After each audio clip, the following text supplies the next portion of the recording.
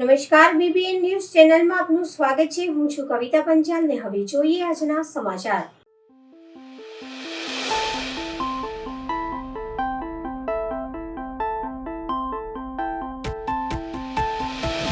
રાષ્ટ્ર સેવા યાત્રા દરમિયાન વિજયાદશમીના પાવન દિવસે આરએસએસ રાષ્ટ્રીય સ્વયંસેવક સંઘના 100 વર્ષ પૂર્ણ થઈ રહ્યા છે।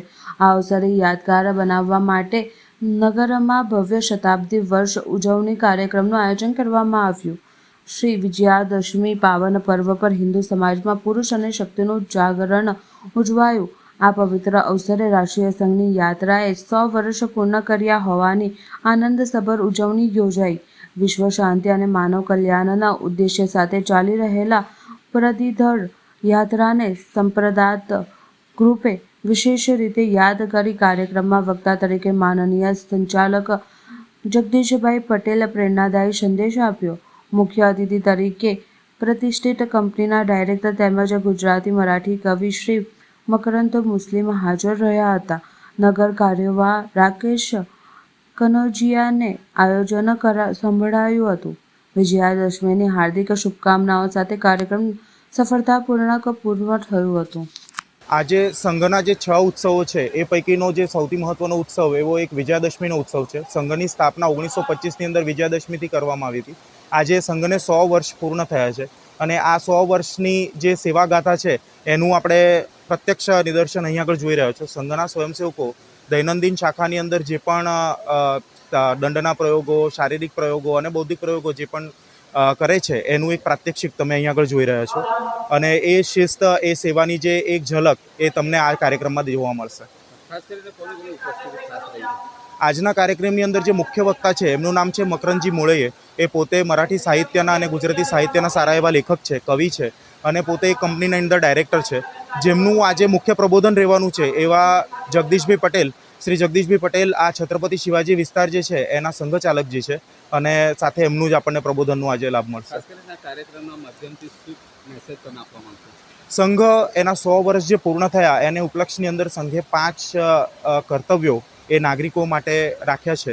એને પંચ પરિવર્તન એવું કહેવામાં આવે છે। આ 5 પરિવર્તનથી સંઘ એવી અપેક્ષા રાખે છે કે સમાજની અંદર એક પરિવર્તન આવે અને સંઘનો જે મુખ્ય ઉદ્દેશ્ય છે ભારત ભૂમિને પરમ વૈભવ પર લઈ જવું એની અંદર આ એક કડી તરીકે જોડાશે।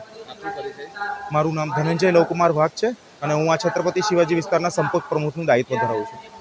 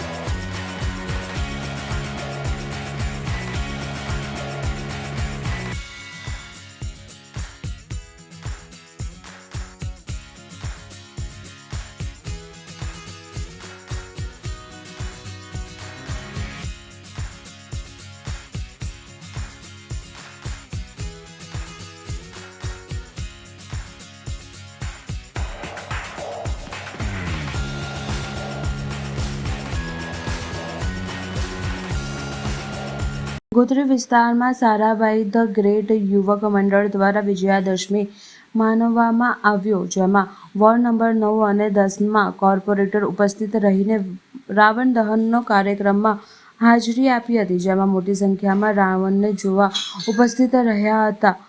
અસંખ્ય અને અસત્ય અને સત્યની વિજય શ્રી રામ ભગવાન દ્વારા જે રીતે રાવણનો વધ કર્યો હતો તે સમગ્ર દેશ આજરોજના દિવસે રાવણ દહન કરી ઉજવે છે। તેના ભાગરૂપે આ કાર્યક્રમ આયોજિત કરવામાં આવ્યો હતો। મોટી સંખ્યામાં લોકો ઉપસ્થિત રહ્યા।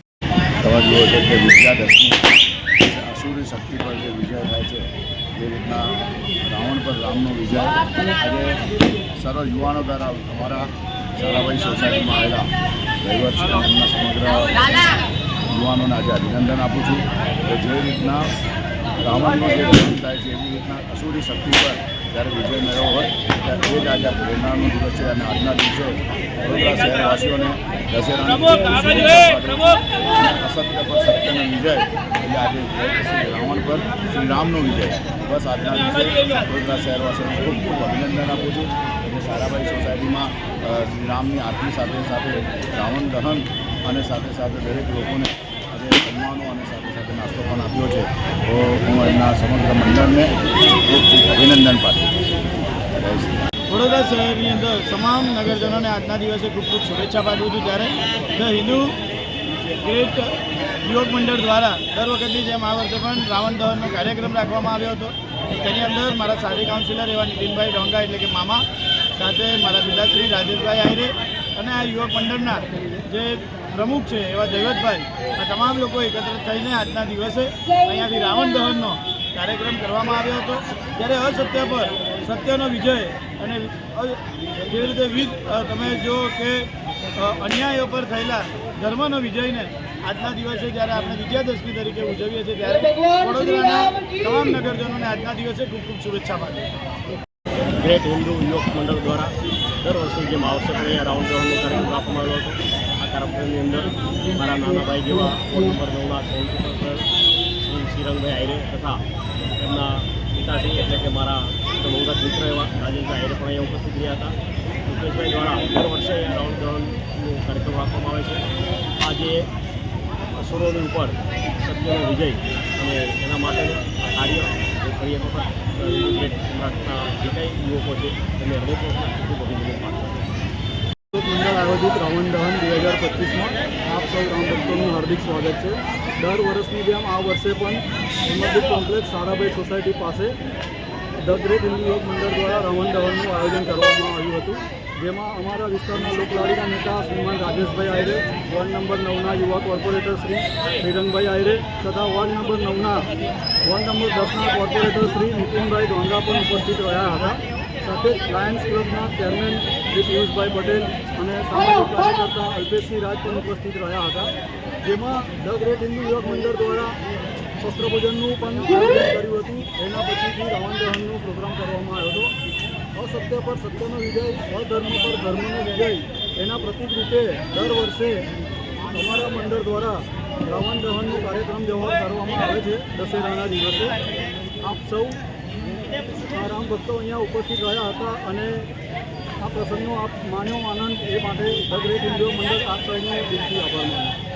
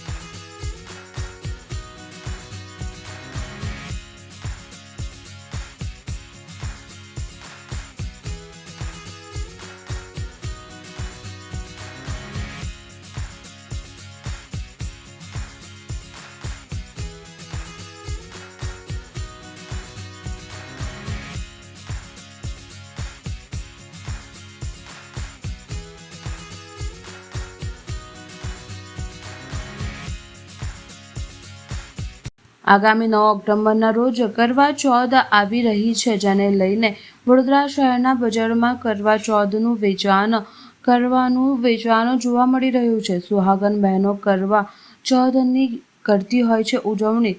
જે વ્રત પતિના લાંબી આયુષ્ય માટે કરતી હોય છે, ત્યારે વડોદરા શહેર બજારોમાં કરવાનું ખૂબ જ મહત્વ હોય છે. ત્યારે વડોદરા શહેરના બજારમાં આવનાર કરવાનું વેચાણ મળી રહ્યું છે. રાકેશભાઈ પ્રજાપતિએ જણાવ્યું કે આ કરવા પંચદ્રવ્યમાંથી બનાવવામાં આવ્યા છે. આ કરવા બનાવવા બહેનોનો મહત્વનો ફાળો રહ્યો છે. કરવા ચોથ સુહાગન બહેનો કરતી હોય છે, પતિના લાંબી આયુષ્ય માટે કરતી હોય છે અને રાત્રિના સમયે ચંદ્રને જોઈને ઉપવાસ છોડવામાં આવતો હશે. ત્યારે વડોદરા શહેર બજારમાં માટીના કરવાનું વેચાણ જોવા મળી રહ્યું છે. રાકેશભાઈ પ્રજાપતિ દ્વારા 1000થી વધુ કરવાનું વેચાણ કરવામાં આવતા હોય છે. આગામી સમયમાં કરવા ચોથને લઈને બહેનોએ તેની ખરીદી કરતી હોય છે અને કરવાની ચોથ દિવસે પૂજા કરતી હોય છે. હા, હવે તમે જોઈ રહ્યા છો કે નજીકના દિવસોમાં હવે કરવા ચોથની એક વ્રત આવી રહી છે. એ પોતાની પત્ની પોતાના આયુષ્ય માટે, લાંબી આયુષ્ય માટે લોકો વ્રત કરતા હોય છે. આ પહેલાં એક હતું કે ઉત્તર ભારતમાં જ ઉજવાતો હતો, પણ હવે આપણા ગુજરાતમાં પણ આ તહેવાર ઘણો બધો સારો થઈ રહ્યો છે. તમે જોઈ રહ્યા છો કે પહેલાં એક કાચા તત્વમાં, કાચા મતલબમાં એક કરવા ચોથમાં કરવા વપરાતા હતા. હવે પ્રિન્ટેડ ઘણા બધા જોવા મળે છે. હવે પ્રિન્ટેડ તમને થાળી છે, જે ચાઇની છે, તમને વધારે બધું જોવા મળતું હોય છે. હા, એ લગભગ 40 રૂપિયાથી લઈ છે અને 100 રૂપિયા લગીના હોય છે. મતલબ કરવા છે. રાકેશ પ્રજાપતિ.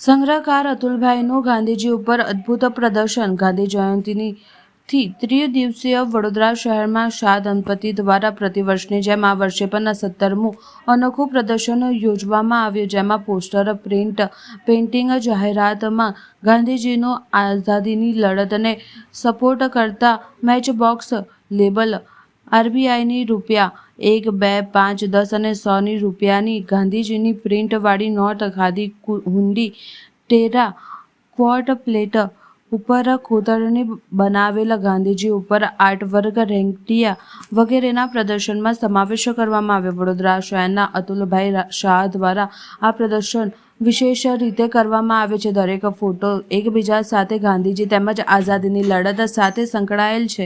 તે સિવાય ગાંધીજીને ભગવાન માનતા લોકોને લગ્નની કંકોત્રી, ગાંધી મહોર બનાવતા વેપારીઓ ગાંધીજીને તેમજ જાહેરાતમાં ભગવાન તરીકે દર્શાવ્યા છે. આ પ્રદર્શનમાં પોર્ટ્રેટ, કોડ રૂમની પ્રિન્ટ, આર્ચરેટિંગની પેન્સિલ સ્કેચ તેમજ બીજા 21 પેઇન્ટિંગ ગાંધીજીના સિદ્ધાંતો દર્શાવતા મૂક્યા છે. ટિકિટોમાં ગાંધીજીને સાઉથ આફ્રિકામાં જે સ્ટેશને ઉતારી મૂક્યા હતા તેની મિનિચેચર શીટ, સાઉથ આફ્રિકાથી પરત ભારત આવ્યા તેવું કવર તેમજ ભારત છોડો આંદોલનના કવરો તેમજ 15મી ઓગસ્ટ 1948નું પ્રથમ દિવસનું કવર ગાંધીજીનું પણ મૂકેલું છે. આ પ્રદર્શન 2 ઓક્ટોબરથી શરૂ થયું છે, જે આગામી 4 ઓક્ટોબર સુધી ચાલશે.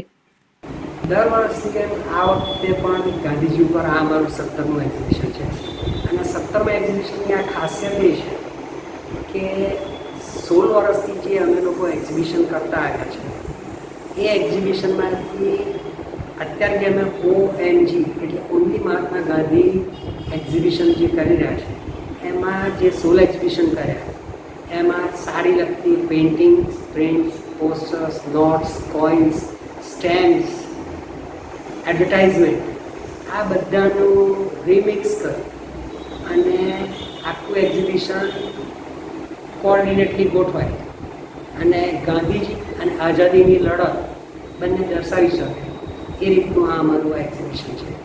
દર વર્ષની જેમ આ વર્ષે પણ આખી થીમ અલગ છે અને આ એક્ઝિબિશનમાં પ્રિન્ટ અને પોસ્ટર્સ એવા છે કે ગાંધીના જન્મ અને મૃત્યુથી લઈ એમનું સ્વર્ગારોહણ, એડવર્ટાઇઝમેન્ટમાં લગ્નની કંકોત્રી, છૂવાછાપ અગરબત્તી, એ સિવાય ગાંધી મોહર પેઇન્ટિંગ્સ છે એ ગાંધીજીના સિદ્ધાંતો આધારિત છે. પેઇન્ટિંગ્સમાં આચરેકરજી, રવિશંકર રાવળ જે ગુજરાતના કલાગુરુ કહેવાય એ બધાના પેઇન્ટિંગ્સ મૂકેલા છે. એ સિવાય નોટ્સમાં ખાદી હુડી, રિઝર્વ બેંક ઓફ ઇન્ડિયા અને ઇન્ડિયન ગવર્મેન્ટે બહાર પાડેલા 1, 2, 5, 10, 100ની નોટ, સિક્કાઓ અને રિઝર્વ બેંક ઓફ ઇન્ડિયાએ જે ચાંદીના ગાંધીજીના અલગ અલગ સિક્કા પાડ્યા એ બધાનું આખું કલેક્શન આ એક્ઝિબિશનમાં મૂક્યું છે. દર વર્ષની જેમ આ વર્ષે 2 ઓક્ટોબરથી 4 ઓક્ટોબર ગાંધી જયંતિ વડોદરાની જનતા આ પ્રદર્શન સવારે 10થી સાંજના 7:30 નીચેના સરનામે જોઈ શકે છે. અતુલ શાહ, પેન પોઈન્ટ, કોટી 4 રસ્તા, મેઇન રોડ, સેલ્સ કોર્નરની બાજુમાં વડોદરા. માંજલપુર ભવનસે સ્કૂલ સર્કલ નજીક નશામાં ચોર નબીરાને પોતાની લેન્ડ રોવર ફ્રીલેન્ડર કાર રોંગ સાઈડે દોડાવતા ટ્રાફિક પોલીસને અડફેટે લઈ ગાળાગાળી કરતા હાથાપાઈ કરી દાદાગીરી કરી ઘટનાનો વિડીયો સોશિયલ મીડિયા પર વાયરલ થતાં ગણતરીના કલાકમાં માંજલપુર પોલીસે કાયદેસરની કાર્યવાહી હાથ ધરી આરોપી સામે ગુન્હા દાખલ કરી વધુ તપાસ શરૂ કરવામાં આવી. સોરી, મારાથી ભૂલ થઈ ગઈ, બીજી વાર ફરીથી ભૂલ નહીં. સોરી, મારાથી ભૂલ થઈ ગઈ, બીજી વાર ફરીથી ભૂલ નહીં કરું. સોરી, મારાથી ભૂલ થઈ ગઈ, ફરી વાર બીજી વાર ભૂલ નહીં કરું. દાહોદ જિલ્લાના લીંબડી પોલીસ સ્ટેશન તથા ભરૂચ સિટી એ ડિવિઝન પોલીસ સ્ટેશનના મળી કુલ 3 ગુનામાં નાસ્તા ફરતા આરોપીને પકડી પાડી વરણા પોલીસ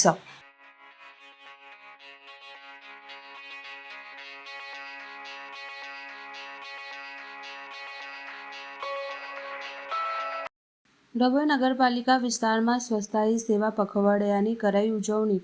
આ અભિયાનમાં સહભાગી થયેલ સંસ્થાઓ તેમજ સફાઈ કર્મચારીઓએ ધારાસભ્યશ્રીના હસ્તે સન્માનિત કરવામાં આવ્યા. શહેરી વિકાસ વર્ષની ઉજવણી અને સ્વચ્છતા સેવા 2025 સ્વચ્છોત્સવ અંતર્ગત 15 સપ્ટેમ્બરથી 2 ઓક્ટોબર સુધી સ્વચ્છતા અભિયાનના વિવિધ કાર્યક્રમો ડભોઈ નગરપાલિકા દ્વારા સમગ્ર નગરના વિવિધ વિસ્તારોમાં કરવામાં આવ્યા. આ સેવા પખવાડિયા અંતર્ગત ડભોઈની સામાજિક સંસ્થા, શૈક્ષણિક સંસ્થા, NGO જેવી વિવિધ સંસ્થાઓએ સફાઈ અભિયાનમાં જોડાયા હતા. આ આયોજનમાં એક સેવા પખવાડિયાના અંતિમ દિવસે ડભોઈ નગરપાલિકા ખાતે ધારાસભ્ય શૈલેષભાઈ મહેતાના હસ્તે સફાઈ અભિયાનમાં જોડાયેલ સંસ્થાઓને પ્રમાણપત્ર આપી સન્માન કરવામાં આવ્યું હતું. સાથે જ આ દરમિયાન સફાઈ કર્મચારીઓ દ્વારા સુંદર કામગીરી કરી તેવા કર્મચારીઓને પણ 10,000ની રકમ ચેક આપી તેઓને કામગીરી બિરદાવવામાં અને પ્રમાણપત્ર આપવામાં આવ્યા હતા. આ પ્રસંગે ધારાસભ્યશ્રીએ જણાવ્યું હતું કે સ્વચ્છતા આપણા જીવનનો એક ભાગ બને અને સ્વચ્છતાને આદત બનાવવી આવનાર સમયમાં પણ સફાઈ અભિયાન અંતર્ગત વડાપ્રધાનના સપનાને સાકાર કરવામાં મદદ કરે અને પોતાના જીવનમાં શ્રમદાન કરી નગરને સ્વચ્છ રાખવા માટેની અપીલ કરી હતી. આ પ્રસંગે ધારાસભ્ય શૈલેષભાઈ મહેતા સહિત ડભોઈ નગરપાલિકાના ચીફ ઓફિસર જે કિશન તડવી, પાલિકા પ્રમુખ બિરેનભાઈ શાહ, પાલિકા પ્રોજેક્ટ મેનેજર મહેશભાઈ પરમાર, ભાવિશાબેન પરમાર અને સેનેટરી ઇન્ચાર્જ મહેશભાઈ વસાવા ઉપસ્થિત રહ્યા હતા. 20 સપ્ટેમ્બર 2025ના રોજ 2 કલાક શ્રમદાન કરીને સ્વચ્છતાના આ સંકલ્પને મુરાભાઈ, વિશાલભાઈ, હર્ષાબેન, અહીંયા ઉપસ્થિત ચૂંટાયેલા પ્રતિનિધિઓ અને કરીશ નહીં અને અન્યને કરવા દઈશ નહીં. સૌથી પહેલા હું સ્વચ્છતા હી સેવા 2025 અંતર્ગત 17 સપ્ટેમ્બર તે 2 ઓક્ટોબર એટલે કે આપણા વડાપ્રધાન નરેન્દ્રભાઈ મોદીના જન્મદિવસથી ગાંધીજીના અને લાલ બહાદુર શાસ્ત્રીજીના જન્મદિવસ સુધી 15 દિવસ સ્વચ્છતા અભિયાનનો કાર્યક્રમો કરવામાં આવ્યા, જેમાં વિવિધ સંસ્થાઓએ ભાગ લીધો. વિવિધ સામાજિક સંસ્થાઓ, શૈક્ષણિક સંસ્થાઓ, NGO દ્વારા સફાઈ અભિયાનમાં ભાગ લીધો અને પખવાડિયા દરમિયાન સ્વચ્છતા પ્રત્યે લોકોને જાગૃત કરવા માટેના પણ કાર્યક્રમોનું આયોજન કરવામાં આવ્યું. ડભોઈ નગરપાલિકા ખાતે આજે જે ડભોઈ નગરની સંસ્થાઓએ આમાં ભાગ લીધો અને સુંદર કામગીરી કરી, એ તમામ સંસ્થાઓને પ્રશસ્તિપત્ર આપીને એમનું સન્માન કરવામાં આવ્યું. સાથે સાથે જે સફાઈ કર્મચારીઓ સુંદર કામગીરી કરી એમને પણ 10,000 જેવી માતબર રકમના ચેકો અને પ્રશસ્તિપત્ર આપીને એમનું પણ સન્માન કરવામાં આવ્યું. સ્વચ્છતા આપણા જીવનનો એક ભાગ બને એવી અપેક્ષા સાથે આ તમામ સંસ્થાઓને વિનંતી કરી છે કે આપણા વડાપ્રધાને જે અભિયાન હાથ ધર્યું છે સ્વચ્છ ભારતનું, એમાં આપણે સૌ સહયોગ આપીએ. વર્ષમાં 100 કલાક એટલે કે અઠવાડિયામાં 2 કલાક અને દિવસમાં ગણીએ તો 15-20 મિનિટ થાય, એટલે આપણે સ્વચ્છતા માટે અભિયાનમાં ભાગ લઈએ અને આપણું ઘર, આપણી શેરી, આપણું નગર, આપણો જિલ્લો, આપણો રાજ્ય અને આપણો દેશને સ્વચ્છ બનાવીએ. એ જ અભ્યર્થના સાથે આમાં ભાગ લેનાર તમામ સંસ્થાઓને શુભેચ્છા આપું છું, અભિનંદન આપું છું ને આ જ રીતે ડભોઈ નગરને સ્વચ્છ બનાવવામાં સહયોગ આપશે એવી અપેક્ષા રાખું છું. કેસરડી મુકામે સંત શ્રી જોડલપીર બાપાનો સમાધિ અમૃત મહોત્સવ ઉજવાયો. અમદાવાદ જિલ્લાના ધોળકા તાલુકાના કેસરડી ગામે સંવત 1316માં જોધલ બાપાનો જન્મ થયો હતો. અહીં સંત શ્રી જોધલપીર બાપાની જીવંત સમાધિ આવેલી છે, જ્યાં દર વર્ષે આસોની નોમ અને દશમનો મેળો અનેરો મહત્વ છે. નોમની રાત્રે અહીંયા ગેબી નોબતના 3.5 દાંડીનો નાદ સાંભળવા દૂર દૂરથી ભક્તો વહેલી સવારથી જ આવી જાય છે. રાત્રિના 12 વાગ્યાના અરસામાં જોધલપીર બાપાની હયાતીના 50 રૂપ સમાધિ સમયે આવેલ વચન મુજબ ગેબી નોબતના 3.5 દાંડીનો નાદ હજી પણ આ કલયુગમાં સંભળાય છે અને આ નાદને સાંભળવા દર વર્ષે ભક્તો આપમેળ કેસરડીમાં હાજર રહે છે, પોતાની જાતની ધન્યતા અનુભવે છે. અમૃત મહોત્સવ તારીખ 30/9/2025 અને 1/10/2025ના રોજ ઉજવાયો હતો, જેમાં રાજ્યસભાના સાંસદ એવા રાજુભાઈ ધ્રુવ પણ ખાસ ઉપસ્થિત રહ્યા હતા. તેઓના અથાગ પ્રયાસથી કેસરડી તીર્થધામને સરકાર તરફથી 11 કરોડ રૂપિયાની ગ્રાન્ટ મંદિરના નવનિર્માણ માટે મંજૂર આપવામાં આવી છે. નોમની રાત્રે ખાસ સંતવાણી આયોજન કરવામાં આવ્યું હતું. ગુજરાત ખ્યાતનામ કલાકાર શ્રી હેમુભાઈ બારોટ, ખેમરાજભાઈ બારોટ, ગોપાલભાઈ બારોટ, પ્રકાશ વડલિયા, ગોવિંદભાઈ છાસિયા દ્વારા જોધલ બાપાના ભજનોની રમઝટ બોલાવી હતી. દશેરાના દિવસે બાપાની સમાધિ પર્વ ઉજવાય છે. આ દિવસે સમગ્ર કેસરડીમાં ભવ્ય વરઘોડો કાઢવામાં આવે છે. આ અમૃત મહોત્સવમાં ગુજરાતના તેમજ મુંબઈ અને અન્ય શહેરો અને ગામડામાંથી ભાવિ ભક્તો ઉમટી આવતા હોય છે. આ મહોત્સવ હાલના ગાડીભટ્ટી પૂજ્ય ગોધનદાસ બાપા અને જોધારપીર તપોભૂમિ ટ્રસ્ટ કેસરડીના તમામ હોદ્દેદારો દ્વારા ભવ્ય અમૃત મહોત્સવનું આયોજન કરવામાં આવ્યું હતું. આ દેવસ્થાનના વિકાસમાં સૌનો સહિયારો પ્રયાસ રહ્યો. એમ કહી શકીએ કે પ્રાતઃ સ્મરણીય જોધા બાપાની કૃપા, એમની પ્રેરણા આજે જે દેવસ્થાન આકાર લઈ રહ્યું છે એ 11 કરોડ રૂપિયાના ખર્ચે બનવાનું છે. આદરણીય ગોરધનદાસ બાપુ, ધીરુભાઈ, રાજુભાઈ, કપિલભાઈ, વિશાલભાઈ, કિશોરભાઈ બધાની ઈચ્છા હતી કે અહીં બંસી પહાડપુર પથ્થર કે જે ખોડલધામ મંદિરમાં છે, ઘણા બધા એવા સ્થાપત્યો છે, અયોધ્યામાં પણ છે, ગુલાબી માર્બલ, એકદમ આધ્યાત્મિક અને એકદમ પવિત્ર એમની ઈચ્છા છે. અને મને એટલી ભગવાન ઉપર ભરોસો છે કે જે રીતે 81 પરિવાર ગોરધનદાસ બાપુ, ધીરુભાઈ, રાજુભાઈ, કપિલભાઈ, વિશાલભાઈ અને બાકીના કિશોરભાઈ, આ બધા લોકોએ જે અવિરત દોડધામ કરી છે, ભગવાન એ પણ મનોકામના પૂર્ણ કરશે. મારે આપને એટલું જ કહેવું છે કે આ જ્યારે અત્યારે આપ બેઠા છો, આવનારા સમયમાં આથી એકદમ સુવિધાજનક વાતાવરણ હોય, દેવસ્થાન મોટે ભાગે બની ગયું હોય, અનેકવિધ સુવિધાઓ આપી છે. અને જે રીતે હમણાં આપણા કલાકાર મિત્ર એમણે ખૂબ સારી રીતે ભાવવાહી શબ્દમાં વાત કરી, ગુજરાતનું બેનમૂન યાત્રાધામ બને, બેમિસાલ યાત્રાધામ બને. મારી અંતરની ઈચ્છા એવી છે કે આ દેવસ્થાન સમગ્ર ભારતમાં દલિત સમાજ માટેનું એક એવું ઉર્જા કેન્દ્ર બને કે અહીંથી અનેક લોકો, અનેક તેજસ્વી તારલાઓ, અનેક હીરાઓ બહાર પડે, દેશ અને સમાજને નેતૃત્વ પૂરું પાડે. ખૂબ જરૂર છે. આજે જે રીતે નરેન્દ્રભાઈ મોદી આજે કેન્દ્રમાં છે, પેલા મુખ્યમંત્રી હતા, અત્યારે દેશના લોકલાડીલા વડાપ્રધાન છે. જે રીતે આપણા લોકલાડીલા મુખ્યમંત્રી ભૂપેન્દ્રભાઈ પટેલ, એ ભૂપેન્દ્રભાઈ નરેન્દ્રભાઈના ડબલ એન્જિન વાળી સરકાર, એને કારણે આપણે 11 કરોડ રૂપિયા મંજૂર થયા છે.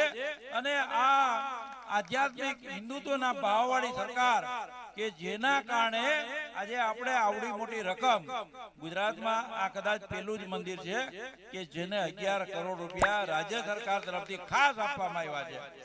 બીજા કોઈ રાજ્યમાં પણ નહીં. કદાચ આપને જોધા બાપાની સાક્ષીએ કહું કે સમગ્ર ભારતમાં દલિત સમાજનું કોઈ દેવસ્થાન હોય અને સરકારે 11 કરોડ રૂપિયા એકી સાથે આપ્યા હોય તો આ જોધા બાપાની કૃપા, ગોરધનદાસ બાપુની અવિરત મહેનત અને 81 પરિવાર, ધીરુભાઈ, રાજુભાઈ, કપિલભાઈ, વિશાલભાઈ અને અન્ય નિલેશભાઈ, હર્ષદભાઈ, આ બધા લોકોનો સહિયારો સામૂહિક પુરુષાર્થ છે. કિશોરભાઈ ઘણીવાર એમને આંખમાં આંસુ જ આવી જતા. ગોરધનદાસ બાપુ તો મને યાદ છે, ઘણીવાર જમવાનું બાકી હોય, બાપા જઈમાં ન હોય, બાપા બાંકડે બેઠા હોય, 3-2 કલાક સુધી બાંકડે બેઠા હોય અને પાછા ભૂખા પેટે પણ બાપા દોડવામાં અમારા કરતા આગળ હોય. આવા ગોરધનદાસ બાપા, હું એવું માનું છું કે 84 વર્ષ, ભગવાન એમને 100 વર્ષનું તંદુરસ્ત દીર્ઘાયુષ આપે અને એમને હાથે ખાતમુહૂર્ત થયું, એમને હાથે પ્રાણ પ્રતિષ્ઠા પણ થાય. સમાચાર કાલે ફરી મળીશું આ સમયે આ ચેનલ પર. ત્યાં સુધી સમગ્ર BBN ન્યૂઝ ચેનલની ટીમને રજા આપશો. નમસ્કાર.